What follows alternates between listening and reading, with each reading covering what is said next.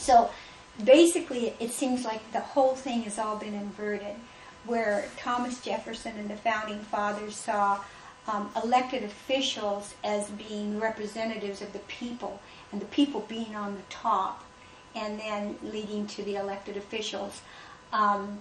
It seems to have all been turned upside down, and elected officials, i.e. Pelosi's attitude, you're kidding, you know, have this sense of being elite. Well, I always refer to Jefferson because he's such a source of wisdom, I find, at least in politics. And he was extremely skeptical of the concentration of power.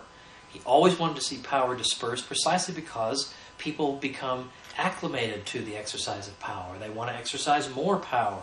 And with the passage of time, you tend indeed to see this, that as Jefferson said, that it's liberty that winds up giving ground, and government and power that grows greater and greater. And so for him, it's not so important, not to be avoided, but not so important that executive, legislative, and judicial branches be separate. Well, yeah, that's good, but those branches could just gang up on the people. It's much more important that the checks against the federal government exist, and those checks be the states. That we have to split political power up into bits, and the states have to be the sentinels of the liberty of the people, so as to provide a check against this type of expansion of the federal government. And then as Jefferson got older, he thought even the state governments are also unresponsive and take advantage of the people and exploit them and loot them. And so we need to devolve power even to an even more local level. He said, because people have got to be watching right over the shoulders of these people. Nobody's watching over anybody's shoulder in the U.S. Senate. I mean, we have no way of controlling these people. Jefferson thought if you're going to have a government, you've got to keep it so limited and so local that they can't get away with anything.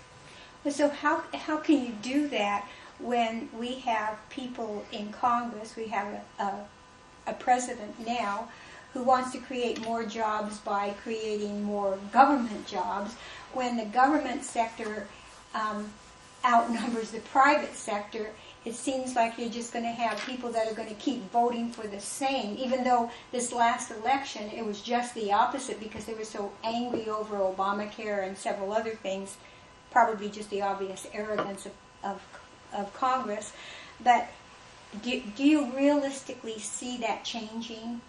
That as long as people are getting jobs through government, do you think they're going to stop voting for more government? Well, I mean, this ability to hand out patronage and to give people a stake in the growth of government, in effect, helps to solidify it. So and this has gone on, by the way, for a long time. If you go all the way back to the Civil War pensions, that program initially seems unobjectionable to a lot of people because it just means that if you were hurt in the line of duty in that war, then you and your dependents can get a Civil War pension.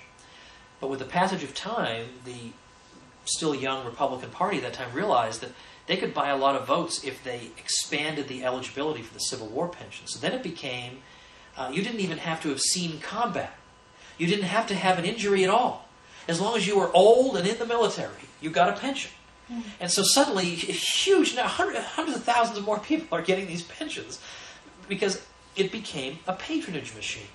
And so it's getting to a point now at which I hope this isn't the case, but it could well be that until we hit a brick wall and no one else is going to lend to the U.S. government anymore and the U.S. government becomes just completely out of options, maybe we just keep coasting down this road. And that's the reason I've been promoting nullification so much. Is not just that I wrote a book about it. I wrote a book about it because I'm advocating it, and it's because it's just a way for people who feel like, we've tried everything, we've voted, we've done all these things we're supposed to do, and yet nothing seems to slow down this onward march of the federal government. Nothing seems to slow it down.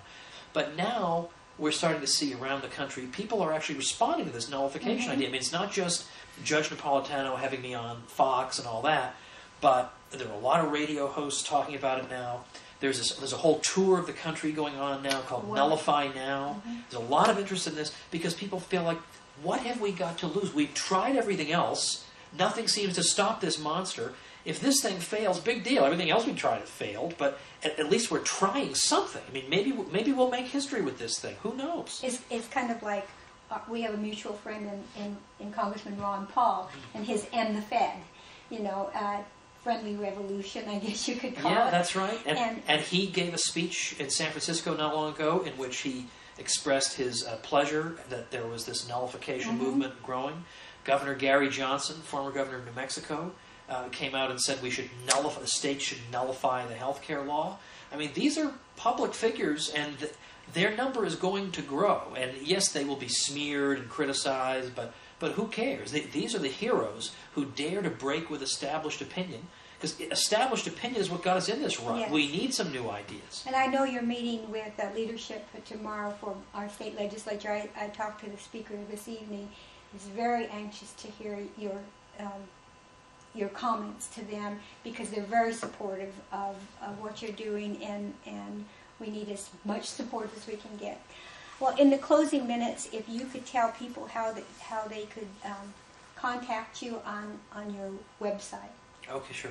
I have a website, tomwoods.com, and at tomwoods.com there is no way to send me money, so this is not an appeal for money. You will search in vain for any way to send me money, but what you can do is find a lot of free stuff. I got a lot of free audio, video, articles about some of the topics we've talked about today and a lot of other topics. All this stuff is just sitting there free at tomwoods.com. And just, I love the way you put a personal touch when you talk about your daughters, and you talk about, in fact, when your last child is 7 or 9 months old, you have...